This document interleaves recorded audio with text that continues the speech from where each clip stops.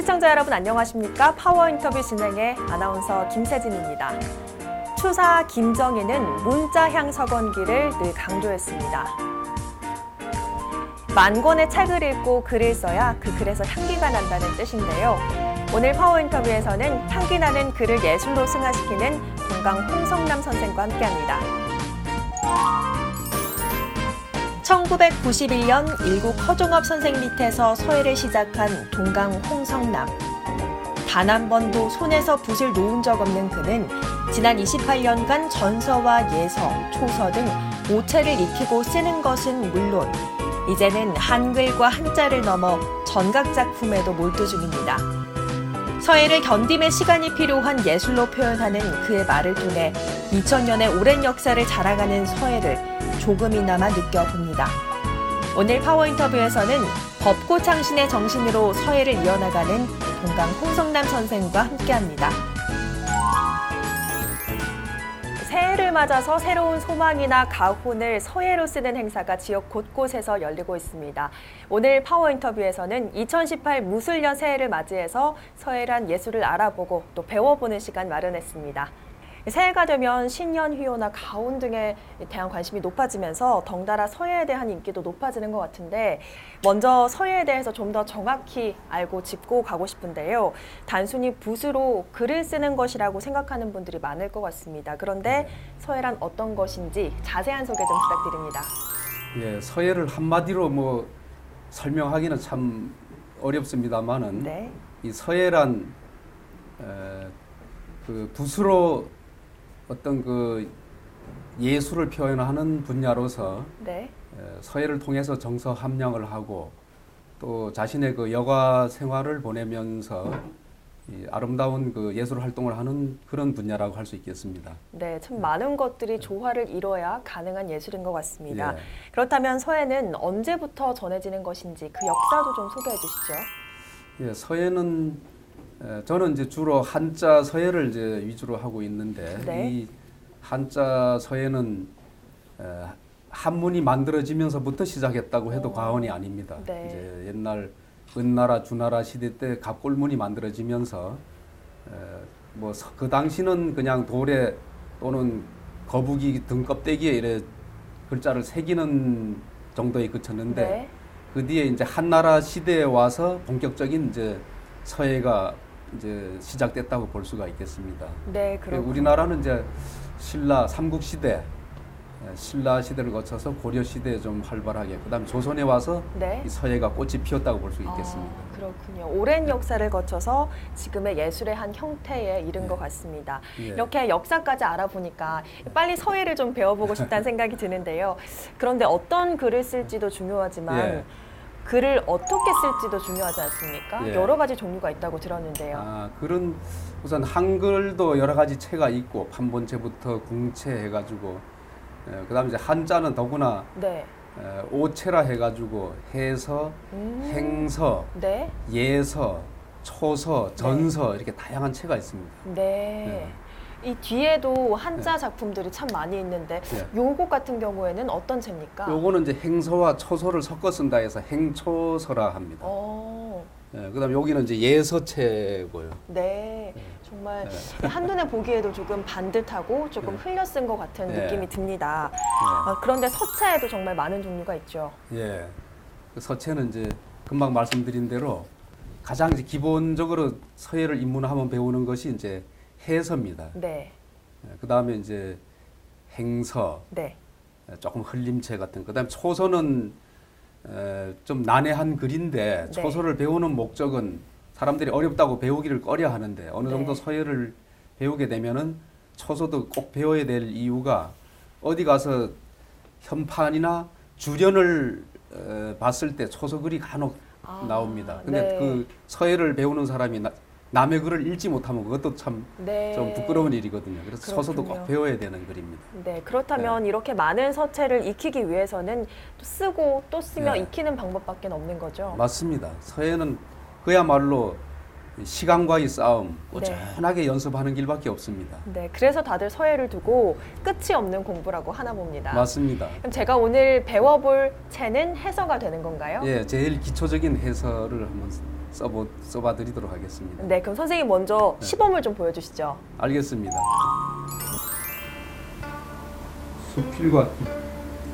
깊이와 수필을 확실하게 해줘야 해요. 네. 그러니까 이제 깊이는 붓이 처음에 들어갈 때 네. 그 붓끝을 감추어 준다 해서 잠봉이라 합니다. 네. 잠봉. 그래서 뗄 때도 천천히. 네. 평갈거리도 천천히 빼줍니다.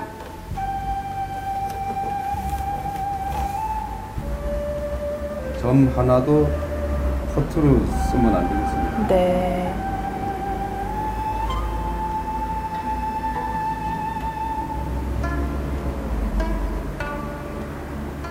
예, 힘을 조절하는 게 참 어려울 것 같은데. 예.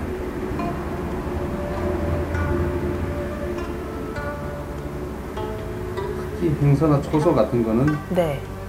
나아갈 때와 멈출 때 네. 그걸 잘 조절을 해야 됩니다.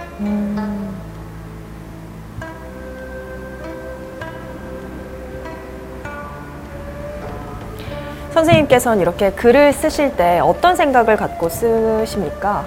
글을 쓸 때는 모든 잡념이 없어지고 오직 이 글에만 집중하게 됩니다. 네, 오로지 글에만 네. 집중한다.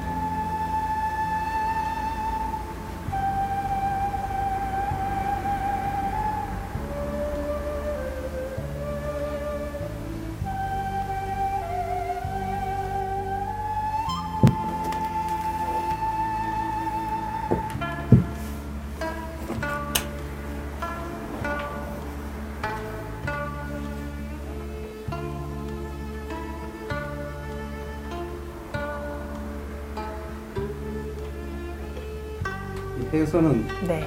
좀 속도가 느린 글이라서 네.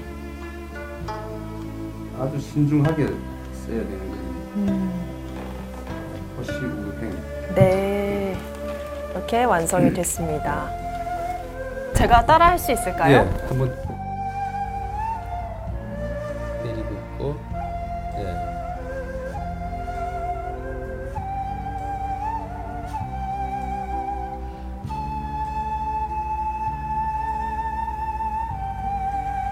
치고,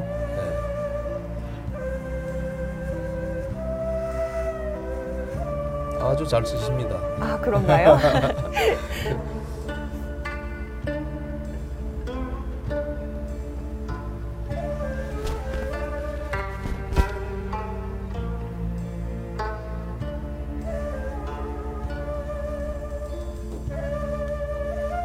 그게 또 서예의 매력입니다. 그런가요? 강약이 또 조절이 돼야 되기 때문에. 네.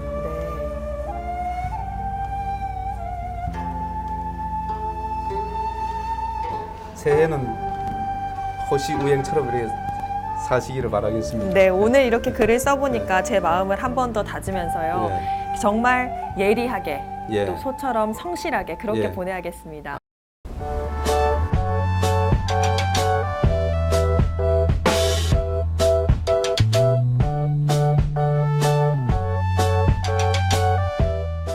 네, 이렇게 글을 호시우행을 써봤는데 선생님께서는 한 작품을 완성하는데 얼마나 걸리십니까? 작품을 보통 완성한다는 것은 어떤 시간을 정해두고 하는 것이 아니기 때문에 네. 뭐 어떤 작품은 10번, 20번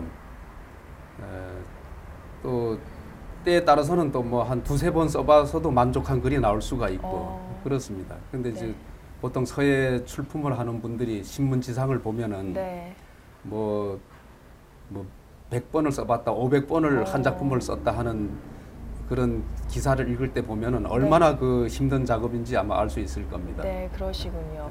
그리고 서예는 한글과 한자, 서각 등 다양한 작품들이 존재한다고 말씀을 해주셨는데 선생님은 어떤 작품으로 활동을 하고 계십니까?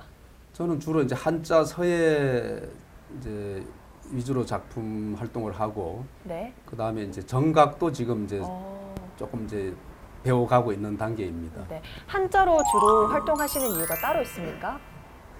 그러니까 한자를 제가 이제 서예를 어릴 때부터 하고 싶었고 네.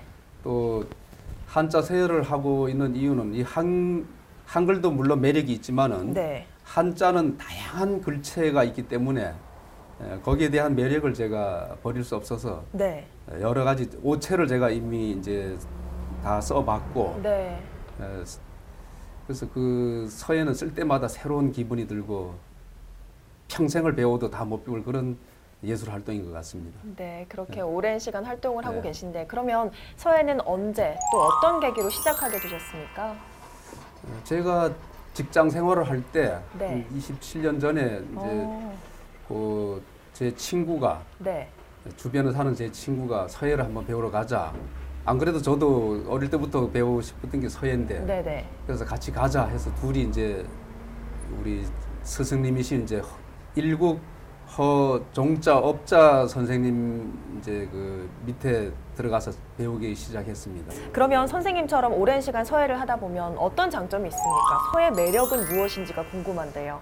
서예의 매력은 이제 그 예술 작품으로서 이제 그 하나의 작품을 만들면서 그 보람을 느낄 수가 있고 네.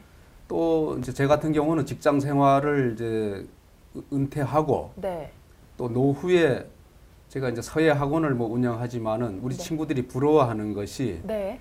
이제 은퇴 후에 다른 친구들은 뭐 산에나 다니고 이제 아. 할 일이 없어서 하지만 저는 또 제2의 이 인생을 또 살고 있다는 것 자체가 네. 참 자부심이 좀 느껴지고 네. 그 물론 꼭 서예 학원이나 이 선생이 돼서 그렇다기보다 네.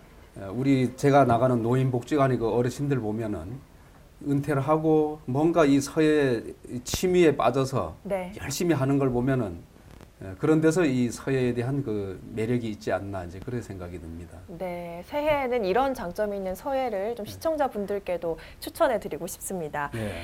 그렇다면 선생님은 작품 활동도 열심히 하고 계시고 또 후학 양성에도 애쓰고 계신 거죠? 네, 맞습니다. 그 제가 지금 뭐 서예 학원을 운영하면서 이렇게 수학 지도를 하면서 이제 많은 제자분들이 그 서예에 대한 이제 그 매력에 매료되어서 열심히 하는 걸 보면은 참 이 서예를 지도하는 사람으로서 뿌듯한 보람을 느끼고 있습니다. 그러시군요. 그렇다면 28년간 서예를 해오면서 서예 창작 정신의 핵심은 무엇이라고 보십니까? 서예 창작 정신은 이제 물론 서예를 하다 보면은 많은 그 작품 활동을 하고 서예 대전에 이제 출품을 하는 분들이 이제 네. 간혹 계시는데 서예는 한마디로 벚꽃 창신의 정신이라고 할 수 있습니다. 네, 어떤 뜻인가요? 이 벚꽃 창신은 옛날에 그 법을 네. 옛날에 그 서예의 법을 익혀서 네. 그거를 자기만의 새로운 작품으로 이제 만들어낸다는 그런 뜻입니다. 네. 그러니까 우리가 왕희지나 안진경, 구양순 이런 서예 대가들의 작품을 매일 연습하고 쓰고 해봄으로써 그걸 익히다 보면 자신도 모르게 자기만의 필체가 또 나오게 됩니다. 네. 그래서 그런 정신으로 서예를 배우면 되겠습니다. 네, 법고 창신 이것이 바로 오늘날의 동강을 잇게 한 힘이라고 보면 될까요? 예, 그렇게 했습니다. 네, 선생님의 말씀을 듣고 나니까 올해는 저도 서예를 꼭 한번 배워보는 것도 좋겠다 이런 생각이 듭니다. 네. 자, 마지막 질문 드리겠습니다. 예. 2018 무술년 어떻게 계획하고 계십니까? 뭐 늘 해오던 일이지만은 서예를 이제 좀 더 열심히 보급을 하고 네, 또 제가 나가는 그 서예 지도하러 나가는 문화센터에 또 더욱 열심히 이제 서예 지도를 좀 하고 특히 제가 지금 하고 싶은 거는 그 저작 활동도 좀 이제 하고 싶습니다. 서예에 관한 저작 활동을 지금 준비 중인데 이러한 이제 체계적인 그 책도 좀 만들고 또 이렇게 좀 창작 활동도 해서 그다음에 이제 또 작품 활동도 더욱 열심히 해서 네. 지역사회에서 조그마한 이제 이름이나마 이제 알려지도록 하는 것이 제 소원입니다. 네, 선생님의 계획 응원하겠고요. 앞으로도 서예를 통해서 전통 예술을 잇고 또 서예 정신을 많은 사람들에게 전해주는 역할 해주시길 부탁드리겠습니다. 예. 오늘 말씀 고맙습니다. 감사합니다.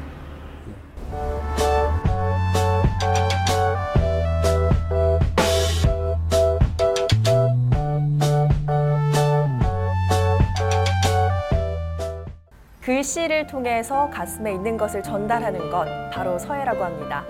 2018 무술년 새해를 시작하면서 나의 다짐과 마음을 서예를 통해 다시 한번 다져보는 것은 어떨까요? 파워 인터뷰 여기서 마칩니다. 함께해 주신 여러분 고맙습니다.